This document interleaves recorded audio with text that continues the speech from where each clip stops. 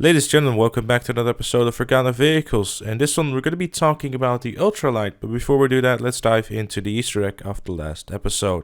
And a big congratulations to Alex for not only sticking around the channel for 2 years, but also for getting the Easter egg right, because indeed, I was a little bit cheeky and used a spawn point of where you would always spawn the Liberator if you were to call it in through Pegasus. This time around, I'm going to give you a challenge if you can spot what I'm doing within the gameplay, so if you do get that, feel free to comment it down below, and if you get it, I'll give you a gold star. But without further ado, let's dive into today's episode about the Ultralight.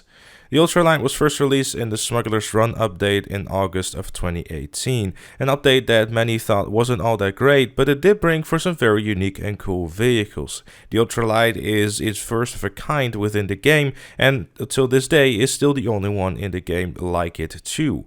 While it's not going to win you any dogfights or anything like that, it is quite a unique experience to fly. Whenever you're flying it around, it tends to immediately want to go back to the same way you were flying it in a straight line, and going more sharp corners is something that is not going to be a thing. It's not the most nimble kind of plane, but it's a very interesting driving experience all around. Primarily because if you were to actually go ahead and lose your engine or whatever, or just simply slow it down yourself, you can just keep on gliding and just use it like you would even if the engine were on, making it one of the more unique experiences within the game. With other planes, when an engine were to be down, it tends to want to go down to the ground instead. However, with the Ultralight, it actually just keeps on going like it should, making it, I suppose, in that regard, one of the more useful vehicles to lose your engine with, but that's kind of it.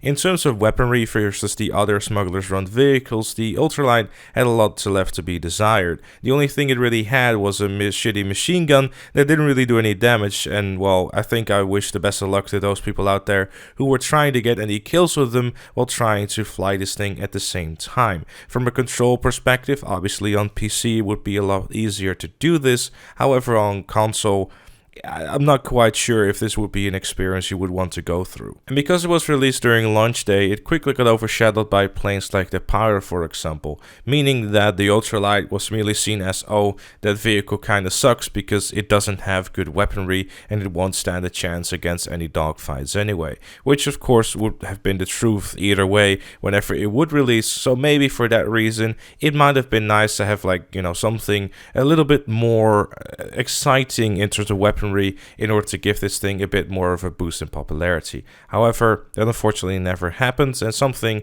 like the Sea Breeze, at least that had bombs, and this one definitely didn't. But unfortunately, that never was a thing, and knowing Rockstar, they will never patch it and make it even stronger, because Rockstar never really tends to go back to older content. So, for that reason, it shall forever remain in our hearts and in our memories, or not, depending on who you are. But this is just some of my opinions. Of course, I'd love to know what you think in the comments down below. Leave a like if you enjoyed, subscribe for more, and I'll see you all later.